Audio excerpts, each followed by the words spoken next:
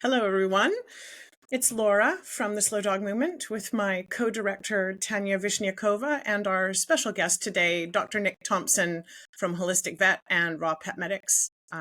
Welcome, everyone. We're all in different time zones. Ladies. It's great to see you. Tanya's in Moscow. Nick is near Bath, right? Or in Yeah, Bath. just near Bath. Just it's Slaughterford, it's actually where they filmed. You know what was the Warhorse? Is it Warhorse? Yeah. There were a few scenes when the horse got loose and went charging through the countryside. They filmed those around here. Yeah, so fabulous. Yeah. So it's pretty rural. It's beautiful. I was out with the dogs this morning and saw the sunrise. Absolutely fantastic. Couldn't be better. I can imagine that. So Nick is in England, everyone. I'm in England. In Bath in England. I'm in Canada with my water tank behind me and my back garden with my birdhouse. And often I'm facing the other way when I do podcasts, but today I decided not to show you my bed. And when I'm doing podcasts, sometimes I get distracted because little birds are building a nest in that little house right there. We'll keep an eye on the birds, Laura, while you concentrate on the show. That's okay. Yeah, leave it with us. Yeah. And Tanya, gosh, I wish I could visit Moscow. They say it's very, very beautiful, and the people are great, and the food is great, and one of these days, Tanya, we'll be there. Oh, great! I'll be very, honored to meet you and to show you around. And I'm in love with England. Can you see? Okay. Oh yeah. I'm a fan, and I'm in love with Bath. I've been there. Okay. So. Yeah. Bath is it's beautiful. I actually went to Harrogate recently, and it's like Bath, but it's a little bit smaller, and it's actually a little bit quainter. It's fabulous. So if you ever get the chance to go to Harrogate in Yorkshire, fabulous, really lovely place, really beautiful and essential on the map. You've got to go to Bath. You've got to go to Harrogate. You've got to go. Where else have you got to go? Brighton's pretty cool. Stonehenge and all these places. Cornwall's very beautiful. Yeah, so there's some beautiful parts, and that's not even including Wales and Scotland and Ireland. Come to that. I wish I was there. No, one day, Tanya, one day. All right. Well, I'm just going to do a short introduction to Dr. Nick Thompson, who shall be referred to after this as Nick, I hope. Yeah, Nick is good. That's what everybody calls me. But just to honor you and all of the work that you do and where you've come from, vets. Nick has been a vet for a very long time. I don't want to say a few decades. Yeah. 32 years now. I've been in veterinary medicine for 38 years, and I've been a vet for 32 years. Yeah. Impressive. Yeah, studied in Edinburgh and at the Royal London Homeopathic Hospital, which is pretty exciting to me because I love homeopathy. Yeah. And credit my Westie's long life of almost 17 years to the fact that she rarely had allopathic medicine and lots of homeopathy. Praise be. So you do integrative alternative therapies now. So homeopathy and acupuncture and herbs for dogs and all sorts of things. And a lot of nutrition, Laura. Right, of course. A lot of nutrition. We're getting to that. Okay, sorry, I'm jumping the gun. No, not at all. No, I'm glad you said. It was on my list, but no, please jump in because the beginning part is always a little bit stiff for me. I'm not so slick. And you are the founding president of the Raw Feeding Veterinary Society, which is really cool. And that's been going since 2014, is that 14, right? Yeah. 10-year anniversary this summer. So we're really excited about that. Yeah. So you're not only like in your practice doing that, you're an advocate in the world with that, and Raw Pet Medics every Tuesday night is their Facebook Live, which is really great. And you're doing lots of conferences. I think the Raw Feeding Veterinary Society is doing two conferences this year, right? And you're also going to be in San Diego, aren't you, with Raw Pet Medics?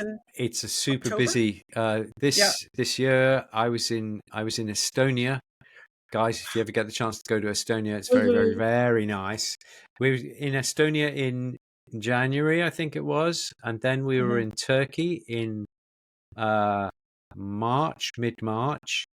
And Oh, then, wow. no, it's Raw is just taking off all over the world, guys. And Oh. then there's lots of conferences through the spring and summer, and then in September I'll be lecturing in Helsinki at Helsinki University for the Mhm. dog risk Right. group, which is definitely people worth it's worth looking at for people. They're the leading raw food researchers in the world, dog risk group in Helsinki University.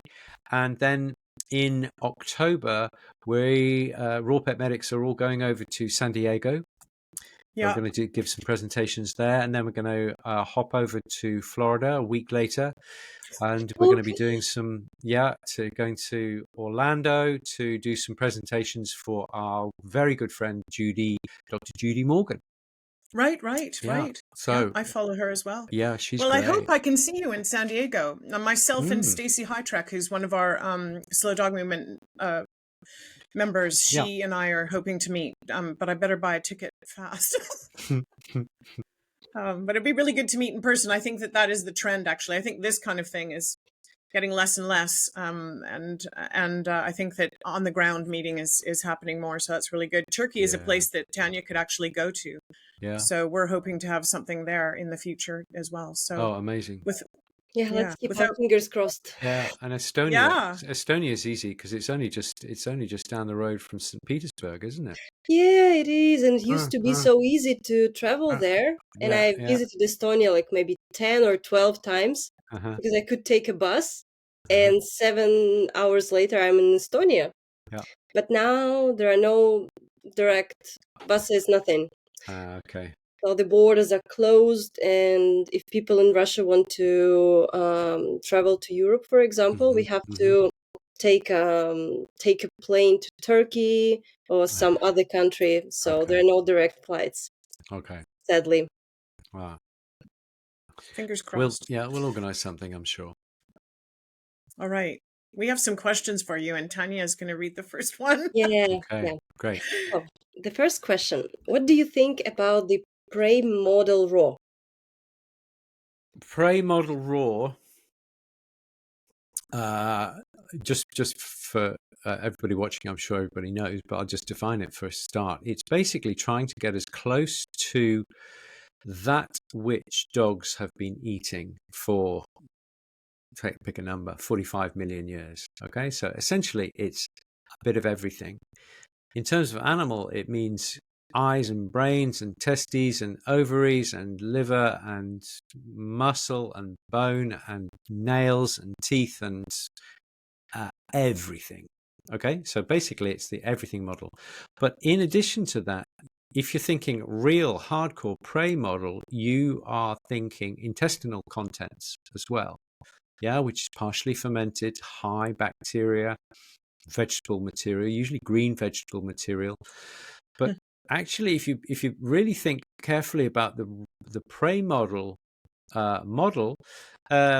it should include herbivore feces. Yeah, so sheep poo, horse poo, but I think it should also include berries, because my dog sure as hell will take blackberries when they're in season. Yeah, if they're low enough. I've got two whip Italian greyhounds, and we've just picked up a fantastic lunatic but fantastic lurcher rescue. And so he's causing chaos downstairs while I'm up here. God knows what the kitchen is going to look like when I get back downstairs. So, and they will take blackberries from the bushes. So if they're doing it, I'm sure that Mr. and Mrs. Wolf did it way back in the day, and they will basically eat anything that's going. Yeah, absolutely anything that's going, including bone, including trotters, including hair, you name it. Okay, so that's a very long, graphic explanation of a prey model, but I think that's everybody's eyes kind of turn in that direction, and I think it's a question of how far down that road you go.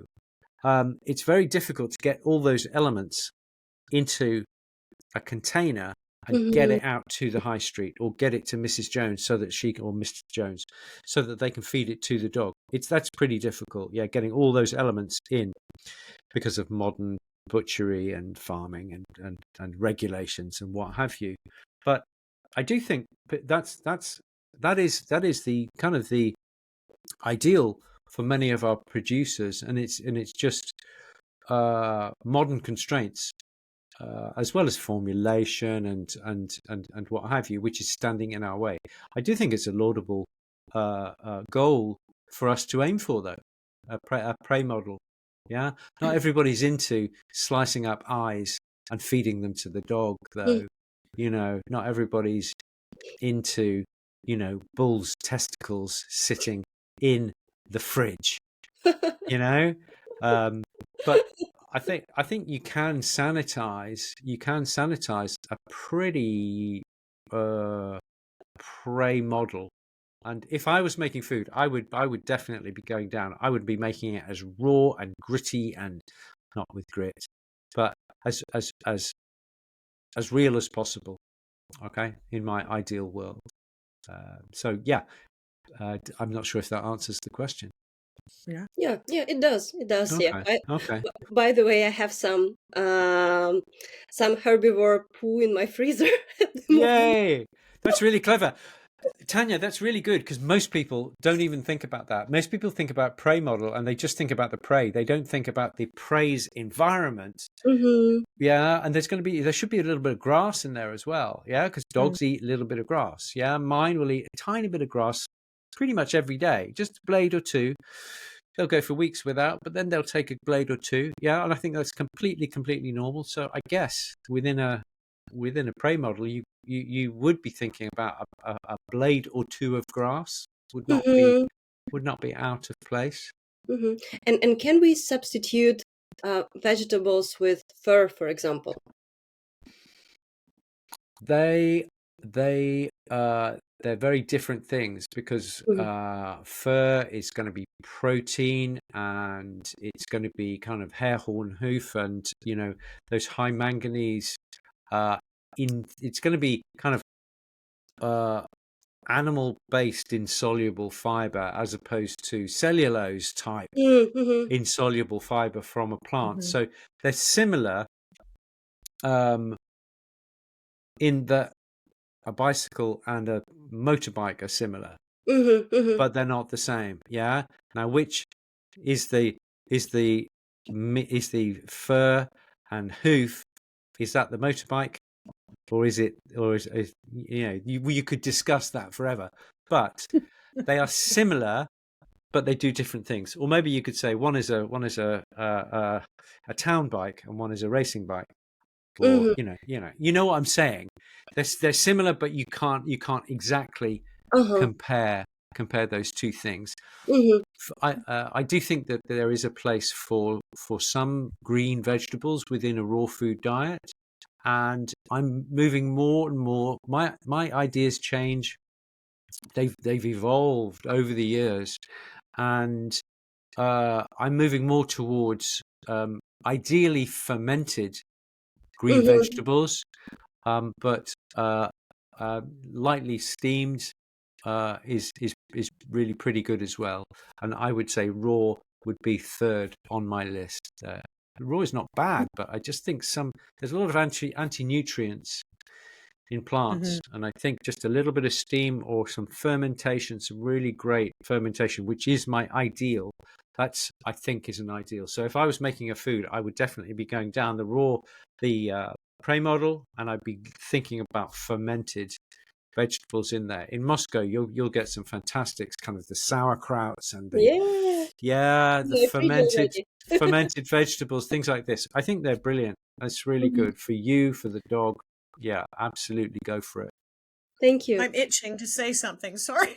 Laura, jump in, please. Don't be shy. Because I mean, we do the GAPS diet here in our house for humans mostly, and so my husband makes the nice soups with all the bits of the chicken, you know, all the connective tissues and stuff, and the marrow, and we give little bowls to our dogs. They get a raw diet, but in supplementation, they get that beautiful, rich, like if bone you broth. cooled it down, it would be jelly, full of connected tissues and the things that heal our gut, right? And I've talked to you about this before, I think in email, Nick. And we give them sauerkraut as well. Awesome. And in our back garden, we have deer and deer poo. Great. So, and rabbits in some places. So yeah, they have it fresh.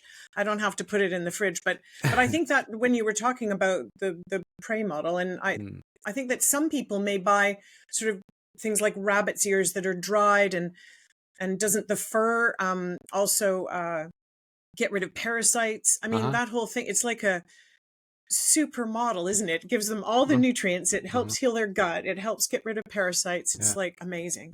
It is, but it's not really surprising in that they've been eating this stuff for 45 million years. And it's we've only swerved off real food for what? In the human world for about 300 years since the Industrial Revolution. You could say we swerved off a true nutrition path 6 to 8 to 10,000 years ago when we started farming, which Jared Diamond says was the worst thing that humankind ever did to start agriculture. Besides cars, yes. But they kind of come along with that whole mechanization, which comes from the agrarian movement. But I can't remember where I was. I've got so many thoughts going through my head. So yes, to feed as natural and as diverse and as unprocessed and as raw a diet as possible, I think has to be the most advantageous diet. I was listening to a podcast with Brett Weinstein a couple of days ago, and he was saying something. He put it very eloquently, as he does, that departure from an evolutionary path will always lead to problems, and the further you wander from a true evolutionary path into farming, modern life, plastics, synthetic estrogens, water, all this stuff, the further you get, the sicker your society is going to get. And so the more you can slow down and move back into real life, where we need to be, then the healthier you're going to be, which everybody knows. Just fundamentally, they know that that's the way to do it. Sometimes they don't like it because they want chocolate and they want Netflix and they want to get on a jumbo jet and all those kind of things. It sounds like, Nick, you've probably answered my question about the evolutionary diet, and you were sort of saying things about fermented foods and oxalates, right? Like anti-nutrients. That probably leads us into Evelina's question, Tanya. I don't know. Okay. Care to read that? About supplements, right? No, it's about oxalates. No, Evelina's question about oxalates, anti-nutrients, oxalates, the broccoli, spinach thing. Yeah. So what are the possible effects of oxalates that can be found in kale, spinach, broccoli? So are there any research on that? Yeah. Okay. So these oxalates, they're well known in the Brassica family, as are goitrogenic effects of the Brassica family. And I think that the trick here is that fermentation will negate those effects, or like cooking will help to reduce those effects. But I think the real trick that Mother Nature is trying to tell us is don't feed the same thing day after day, week after week, month after month, okay? Because if we think about it, guys, Tanya, Laura, that in nature, nothing sticks around for more than a season. So true. Yeah, in the plant world, And even in the prey world, there's a lot of bunnies in spring because bunnies do what bunnies do best. And then during the summer, there's going to be deer and elk and bison, depending on where you are. And then in the autumn, things are going to be getting a little lean, but there's going to be berries. And so you're going to be able to start putting on fat for the winter. And then during the winter, there's going to be, a paucity of a lot of foodstuffs, and you're going to lose weight. You're going to get rid of those fat soluble toxins, so that and hopefully you make it through to spring, and then you start again. And so I think to bear in mind that Mother Nature doesn't work in straight lines. She works in cycles, and that she doesn't like monoculture. She doesn't like mono diet. She doesn't like this is the hills adult maintenance. You'll be on it from 1 year of age until you're a senior, whenever that is, at 6 or 7 years old. Then you'll go on to the hill senior diet. Okay, this is insanity. It's utter insanity, and we've fallen for it. I used to fall for it because it's a nice story, but I think it is absolute insanity. And I don't mind people being insane. It's if they start damaging dogs, I'm really upset, okay? Because they are making profit at the expense of dogs' health, and that is a no-no as far as I'm concerned. Go play somewhere else. That's not fair. Oh yeah, we completely agree. We feel the same way. Absolutely. So to answer the question, to feed brassicas, go for it. But if you can ferment them, or you can lightly steam them, great. And don't feed the same thing every single day. Same with proteins. I like to feed one protein for a week or two and then swap. So you go rabbit a week or two, then you go venison a week or two, then you go chicken a week or two, etc. That's, for me, is the easiest practical way to try and get back to this prey model that we were talking at the top of the show. So time comes into the prey model, and if you're really going for the prey model, you should only eat every couple of days. I'm afraid. Wolves and supermodels are permanently hungry. And that's, if you really want to go to prey model, you've got to go prey model, and that's eating 2 or 3 times a week, realistically. And here comes the next question, by the way. So, okay. What about cortisol for that, though? Doesn't that spike the dog's cortisol? Which? Sorry. Not eating. Does it spike cortisol? It lowers insulin, so that it will. I think you'll get every day with the circadian rhythm. You'll get a burst of cortisol in the morning. To wake you up and keep you going. But apart from that, I think fasting is generally considered to be, there are few downsides to fasting, unless you're a cat, in which case that's not a great idea. But for dogs, I think fasting is a good idea. We feed ours once a day, more or less.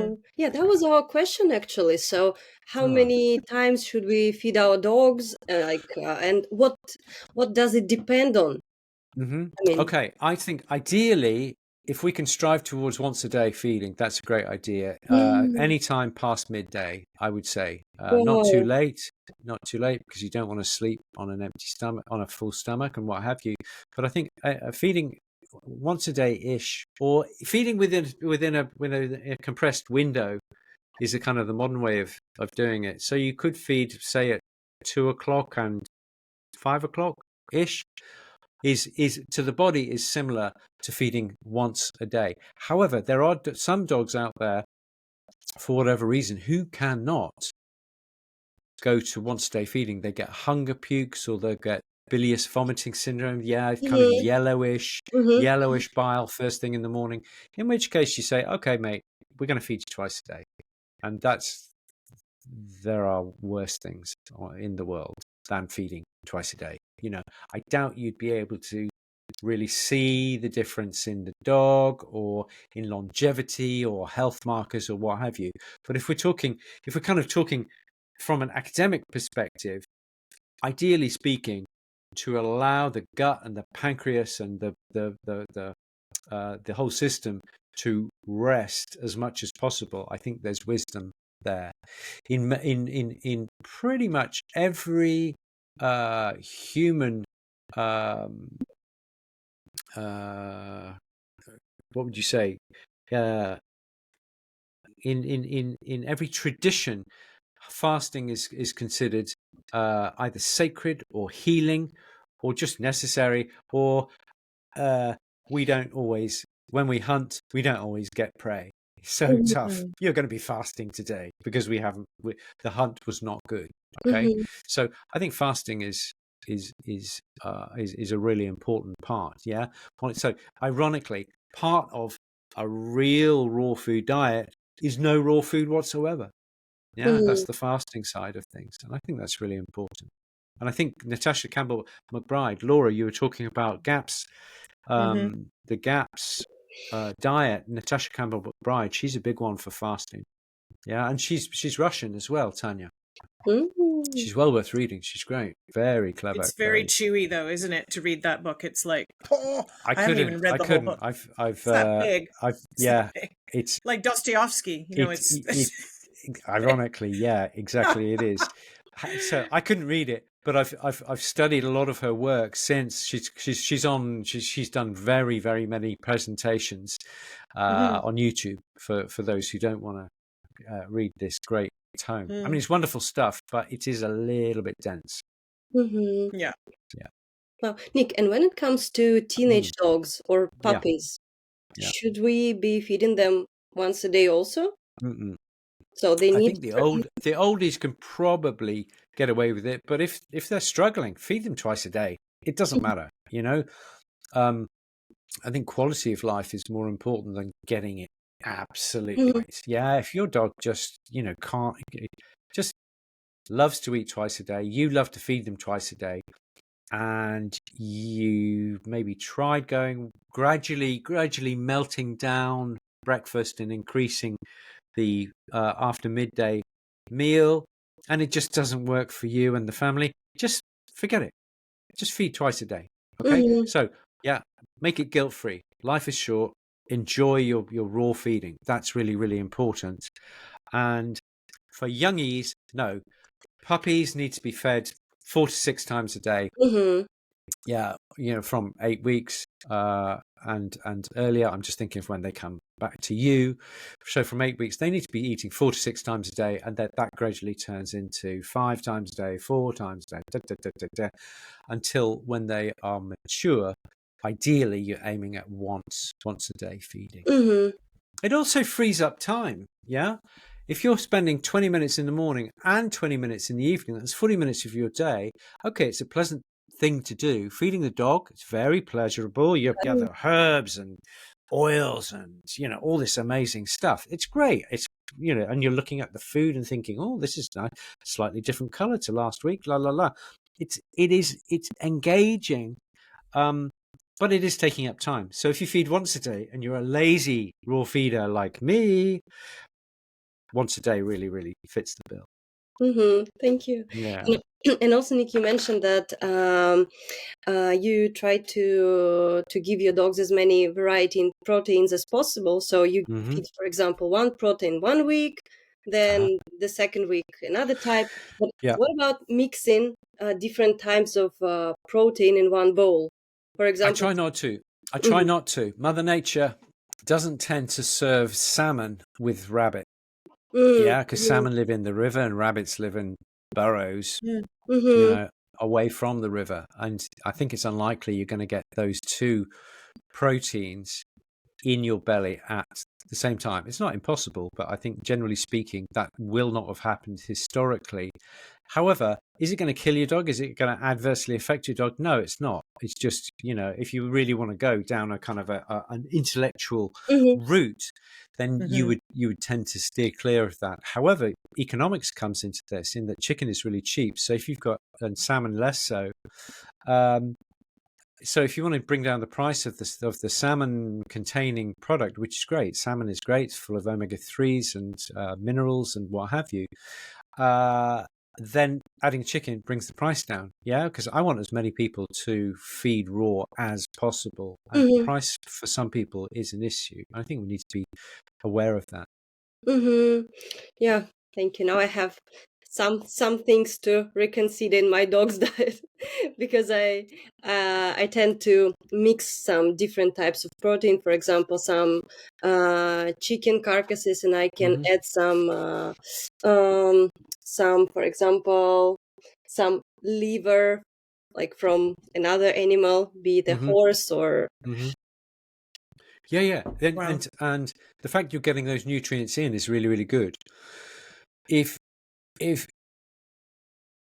you want to take it to the next level, though, then for me, it wouldn't be feeding like a, on Instagram, they have those incredible bowls where they'll have a quail's egg and then they'll have a duck's foot, and it'll all be artistically, and you'll have 6 or 8 different proteins in a bowl.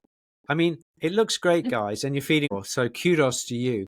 But really, when I feed so that would take you an hour to create. Yeah, you have to go and get the quail's eggs, then you go to the freezer and defrost the duck foot and all this kind of stuff.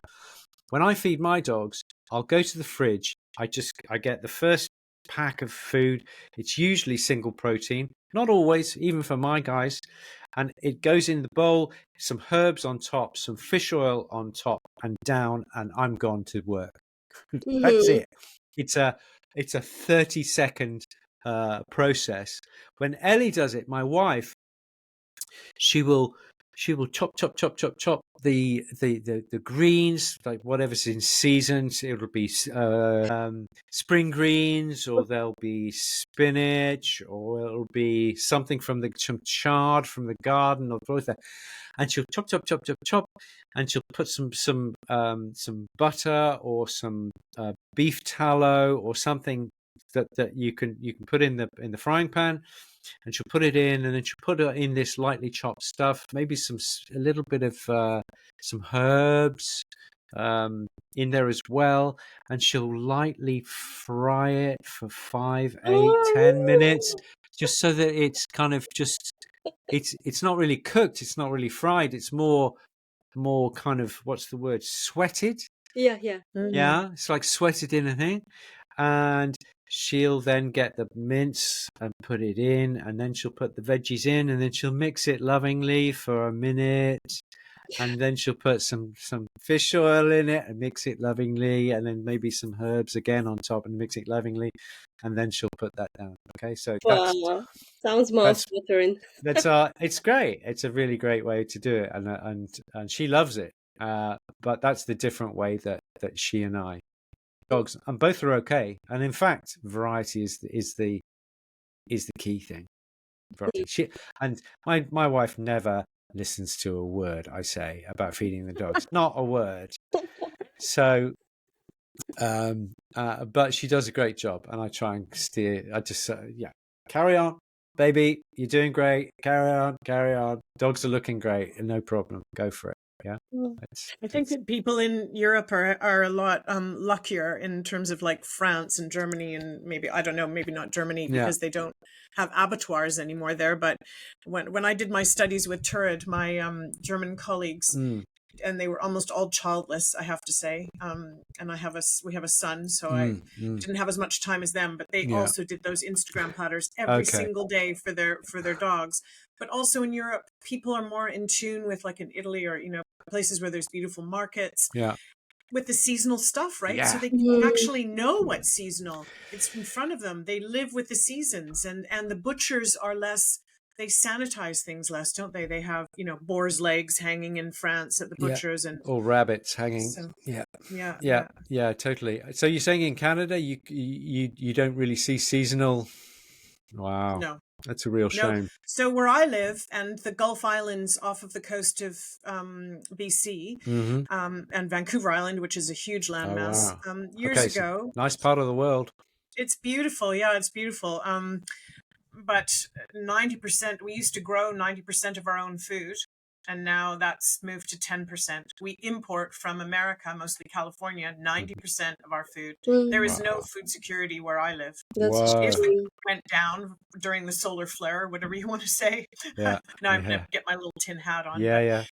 Well, I'm with you all the way. I am a truth seeker. So anyway, I'm just going to say it out loud. But it wouldn't take long for the shops to be empty here. Yeah. People would kill all the deer, I'm sure. Maybe some badly because they don't know how to use a bow and arrow or a gun. The quail would be gone. Hopefully people wouldn't shoot bald eagles. But yeah, I mean, we'd probably be eating, there's salal berries here. I know the native berries because I have an ethnobotany book. But then everything would be wiped out. We'd all be in trouble because there's a few allotments, but there's no soil here. This is a rock. Oh. This is sandstone underneath. There's like this much soil. You have to build soil here. So yeah, but on Vancouver Island, it's very fertile. But they've developed all the land. So this is like another big thing, regenerative farming and growing, actually being sustainable.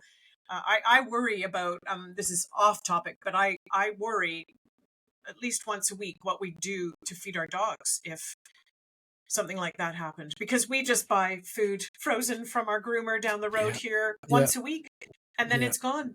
I think that's going to be brutal because if your family's starving and the dogs are starving, guess who's going to get the food? And rightly so. I think I will prioritize my children over my dogs. Yeah. But please God, it will not get to that. But yeah, I think if there is food insecurity, these people who've got like 10 dogs, they're going to have problems. They, even we've got 3 of the things, and we're going to do our best for those guys. But that's really, in fact, that worries me almost more than the thought of feeding my kids and my family. Actually, because that's an absolute. Sorry about that, Nick. Beg your pardon. This is a bit doom and gloom, but you know what? We're in tumultuous times. I think you can just ignore this stuff, or you can just think, okay, maybe I should start growing some vegetables.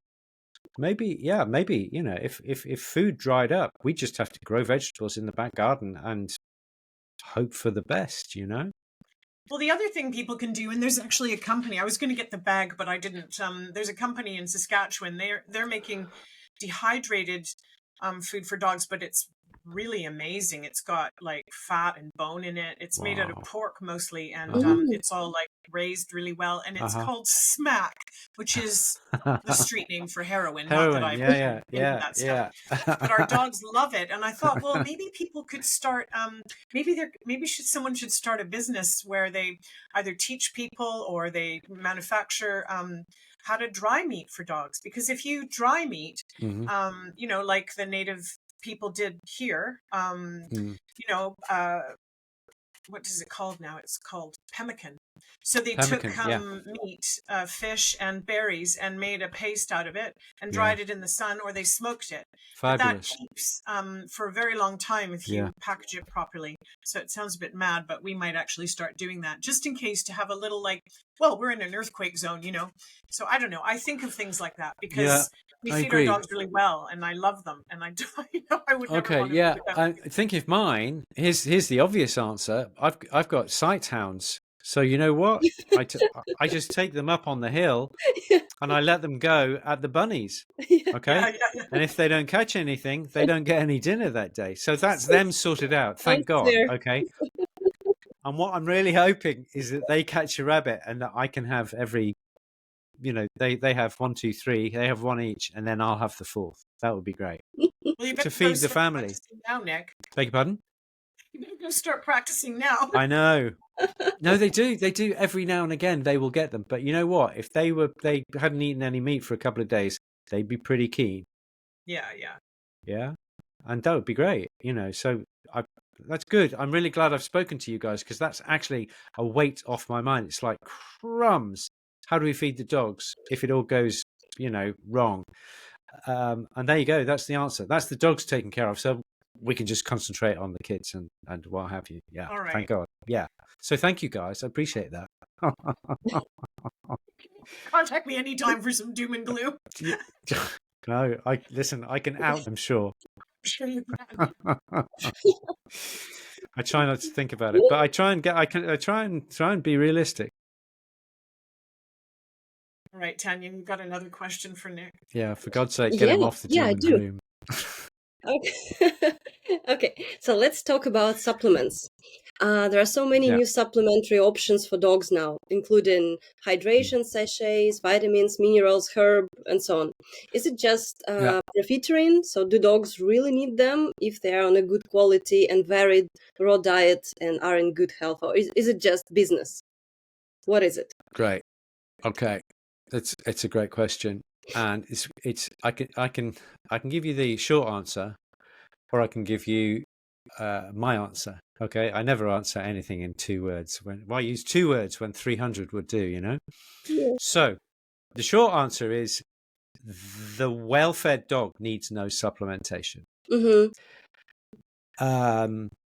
However, I think there's a lot of dogs they either have stress, or they have a lot of they've been over vaccinated, or they have regular pharmaceutical preparations put on them for fleas and ticks, and so that they're living in a kind of suboptimal way, and so maybe they need an artificial supplement to help with their artificial environment, or they're living in a very stressed environment, something like this. Okay, so I think that there's an argument for supplements in that direction.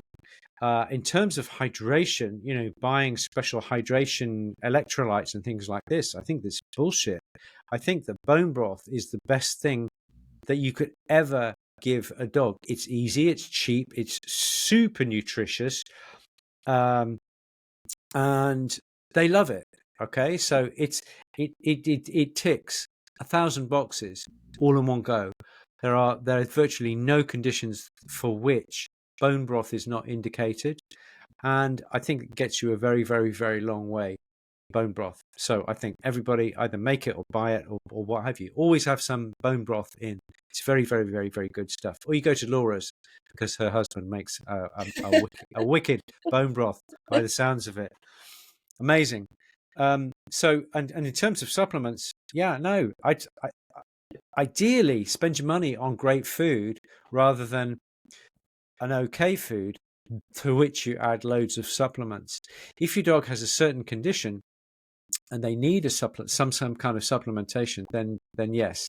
The only things that I would consider supplementing would be fish oil, marine oil. Okay, so what we would do is we would get marine oil. So that would be krill oil. It's got to be sustainably sourced. It would be salmon oil. Don't use farmed salmon because they're very unhappy and they're very ecologically damaging. But if you can get wild salmon, Grizzly, for example, do wild salmon, and that's pretty good. But the thing with marine oils is you've got to make sure it's as fresh as possible. So if you've got a pump thing, keep it in the fridge. Buy a new one every month. Buy enough for 1 month, depending on whether you've got 20 Great Danes or 1 Chihuahua. Just buy enough to keep you going through the month, and then just re-top up. What I also do with the fish oil supplements is that I'll go krill oil for a month, and then I'll go wild salmon for a month, and then I'll go herring for a month, then I'll go sardine for a month, and then I'll come back into the first oil. And then again, Mother Nature doesn't like straight lines. She likes cycles. So we go with the variety model is really, really, really powerful. That's great. There was a question about bones that we discarded just because there recently Brendan put a great post up in Raw Pet Medics talking about bones, and you can find good you have a webinar on bones, and Connor has stuff about bones on his site, so people I can put that in the podcast notes when I publish it. But I've done 2 videos that might interest your guys. One is called Raw Feeding the Basics, and the other one is called Bones and How to Feed Them. I think, Laura, look at that. That happens when I go like that. Yeah. Did you see it? Oh. Yeah. Yeah. Yeah, that's how much I we like bones. yeah. Isn't I that can teach you hilarious? I can teach you some other effects. So if you show it Oh like my that, God. you'll have fireworks. I can't because I I have Bill love it. Gates. Yeah. I don't have an Oh, apple. how cool. I go like that. Oh, Tanya, good. I need a lesson. Definitely. Okay. Yeah. Yeah. No, but it's really funny. I'm trying to have, serious business meetings, right? And I gesticulate. So I'll go like this. Or what's the balloon thing? Balloons. It was like that. Well, Like this. It's So I go like this. Oh, confetti no. and How do balloons. you do Oh, this is This is for balloons. this is Uh-huh. for balloons. And these are for confettis. Oh, wow. Party hard. Oh my goodness me. I'm going to have so much fun with that. Okay, if you do Okay. it this way, you will have a disco. wow. Oh, wow. Where do you find out about this? We're kind of going off topic here, but this is pretty We'll interesting. send you a guide. We'll send you a technical writing guide for. Oh, will you? Do you mind? Yeah, we'll do that. And Promise. do you have the links to my vids? That's how we started with all this stuff. Yeah. Yeah. If you, I will. your I'll put guys them might down. enjoy those. Yeah, they're cheap and easy, and Yeah. you have to listen to me for an hour and a half. I apologize for that. So let me read out one more question. Yeah. So are there any breed differences? For example, should an English bulldog require a different diet to a lurcher? Not really. Not really. If you've got a Dally and they have they're predisposed to urate, you've got to be careful with purines and things like that. But Dalmatians, they're and other breeds as well. Vizsla can have it, and I think the English Bulldog, but mainly it's Dalmatians where you have to work out whether they are high urate producers or not, and then you'd have to modify the diet. But that's pretty easy to do. You can feed Dallies on raw, no problem. But apart from that, really, you would feed the individual is probably more important than feeding for the breed. Mm-hmm. Yeah. So if you get 100 lurchers, you're going to get some that need vast amounts of fat just to keep some weight on them because they burn either because of stress, anxiety, or because when they go, and you're going to get the couch potatoes down at the bottom end who need less fat within a really good prey model raw type diet. I see. Yeah. Sorry. Uh-huh. Sorry. Just Laura. one. By urate, do you mean uric acid? Like Yes. Okay. Which Yeah. comes from fat or no? Comes from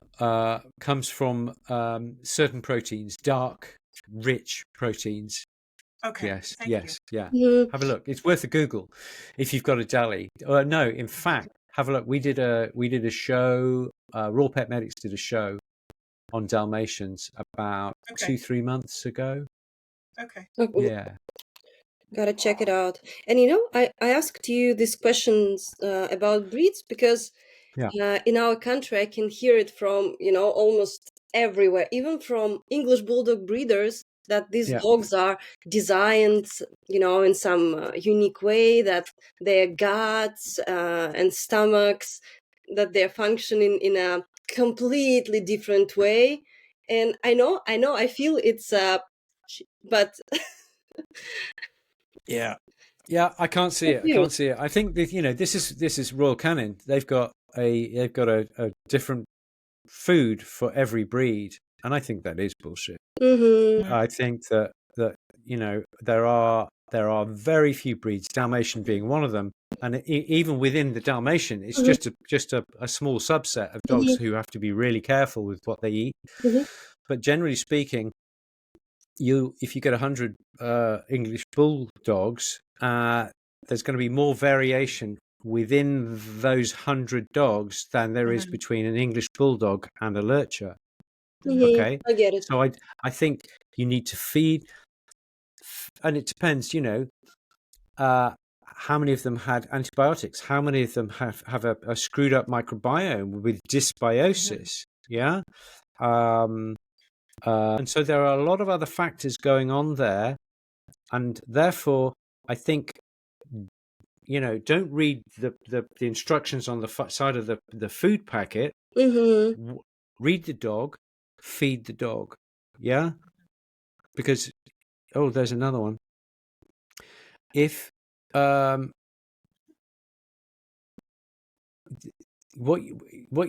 ideally you're looking for a dog to be about body condition score 4 out of 9. Okay, so it's a 1 to 9 scale. 5 is in the middle. That's where Royal Canin would like you to be. But most raw dogs are best placed at a 4. Okay, so that's on the lean side of normal. Okay, because Royal Canin, they're pushing a high carbohydrate, ultra processed food, and so they're pretty pushed to get dogs down to a 5. Whereas raw fed dog, it's pretty easy to get them down to a 4. And skinny dogs live longer than big dogs. So it is fairly obvious, I think, therefore, that if you're trim, you're going to be healthier, your joints are going to be better, you're going to have less fat around your organs. And, in the blue zones, people tend to be skinny. Yeah. There's often more sun as well, which really helps. It does help. Vitamin D is massive, massive, massive. The other place where you get sun, that you get vitamin D from, is from organ meat, especially liver. Oh. Yeah, it's really, really important. Yeah.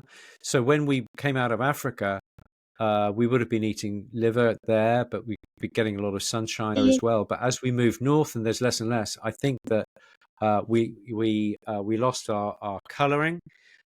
To make us more sensitive to produce vitamin D, but I think that eating organ meat is really important for humans and for dogs as well for vitamin D. Everybody's vitamin D deficient unless you really work at it. You get the liver or even pate. Pate is the easy way to get liver. A lot of people, a lot of people say that. My husband makes a mean chicken liver pate oh with my cognac. God. It's so good. Okay, I'm there. I'm Laura, salivating. I'm there.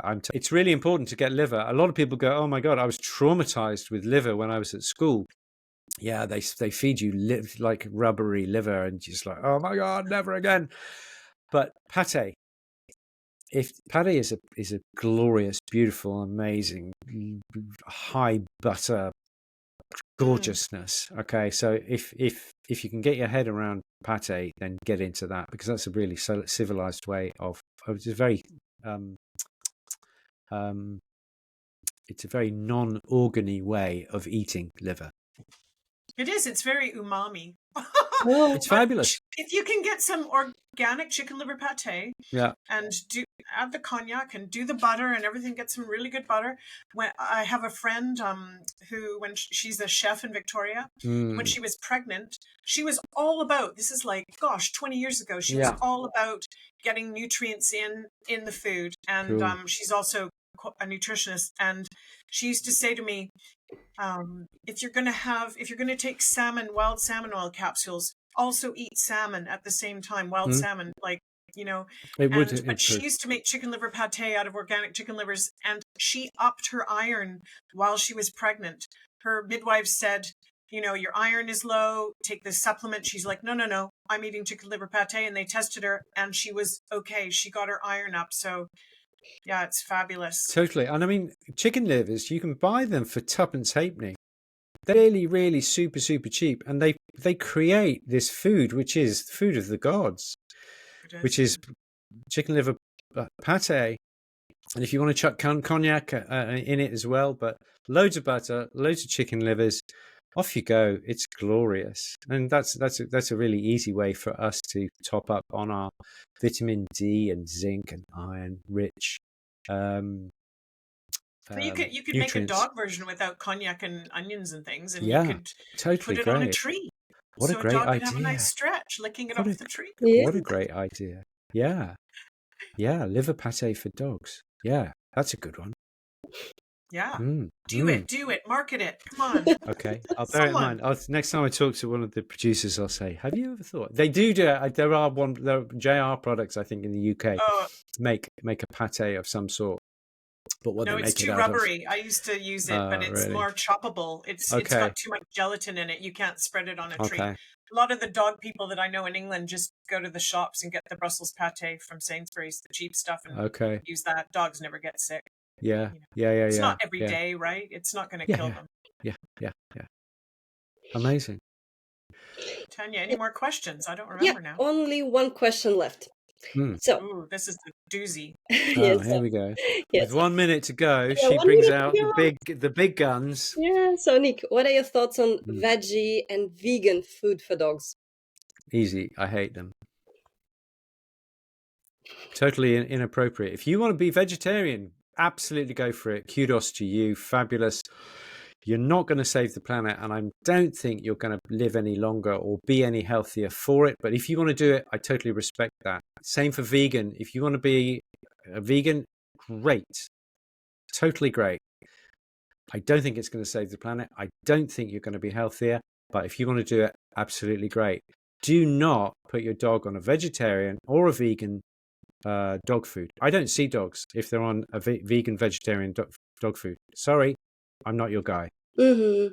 You know, if people come to me and say, "Can you help me with my vegan diet?" Sorry, I'm not your man. Mm-hmm. Can't do it. Just can't do it. Yeah. Yeah, it's like having a horse and feeding it bloody steak. You know, it's like my horse doesn't really like eating the steak that I'm feeding it. Can you help me with its diet? Sorry, man. Mm-hmm. You know, it's absolutely crazy. So it's a big no. Thank It's quite a big, it's a big question and it's a big answer, but you can encapsulate it into that. I can give you 1,000 reasons. The book to read, well, there's a couple of books actually. One is by Lierre Keith. Lierre, which is Pierre with an L. Lierre Keith. She wrote the Vegetarian Myth, which is a masterwork. And the other book is called the Great Plant-Based Con. I think The it's great called. what? Sorry. It's the Great. It's by our. Let's have a look. What's her name? The Plant-Based Con, or the Oh, okay. Great Plant-Based Con. Hang on, I'll I'll tell find you. it. Mm-hmm. She was I'll on put Raw it in the Pet Medics notes. this time last year. Plant-Based Con. The Great Plant-Based Con by Jane Jayne Buxton. Jane Buxton. She was on, Thank you. and she's Thank brilliant. you. She was on Raw Pet Medics kind of this time last year. If you want to see her in interview. The other book which I'd really recommend for your guys is a book called Ultra Processed People. Oh, sounds Ultra processed interesting. people, which is all about ultra processed food and Mm-hmm. the ultra processed food industry as well, which is very interesting. And it's all about human food, but there are mirrors all the way through which can reflect and shine light onto the feeding of pets. Really good. Yeah. Thanks, Nick. Thank you. Thank you I for think recommendation. the title of this event was a bit of a. It wasn't misleading. It was about slow food, but that is the essence of slow food. Everything we've been talking about is feeding an appropriate Real diet. food. Yes, exactly. Real Real food. food. Yep. It's local if we can. That's Going back to nature. seasonal. Totally. And the slow dog movement way, at least I do this with our little Jack Russell, because the other two, they're all rescues. They eat their food fast, and that's fine. We're not into slow feeders. Let the dogs eat, leave them alone. That was one of our questions. Anyway, I'm just speaking for everyone because that's how I feel. Yeah. And we sit down with Izzy, the little Jack Russell, because she's older. Yeah. And because the other ones are vying for her food, we sit right beside her and just relax until she's done. And she is a slow food eater. She goes to her bowl and then she wanders around and she thinks about it and then she comes back. We've got one of those. Yeah. Yeah, so gorgeous. And so it is all about slow food. And thank you very much, Nick. That's been wonderful. Thank you for your time. No, beautiful. you. It's been a really lovely hour, guys. I've really enjoyed it. Thank you for allowing me to wander and pontificate and think outside the box. I really appreciate it. I fully support the slow food movement. Everything that you're doing, that's really, really great. Kudos to you. It's fantastic. And if I can help in the future, please let me know. Thank you, Nick. Thank you. Well, I hope to see you in San Diego this year. Awesome. Yeah, it's going to Be be fun. it's going to be a hoot, Laura. Yeah. So many people are saying that it's going to be it's just going to be a laugh a minute. I can't wait. It'll be great. Beautiful part of the world. Yeah, I've never been, so looking forward to it. Yeah, awesome. Thanks so much, Nick. Thank you. Absolute pleasure. Tanya in Moscow, Laura in BC. Great to talk to you. Thank you so much. Thank you, Nick.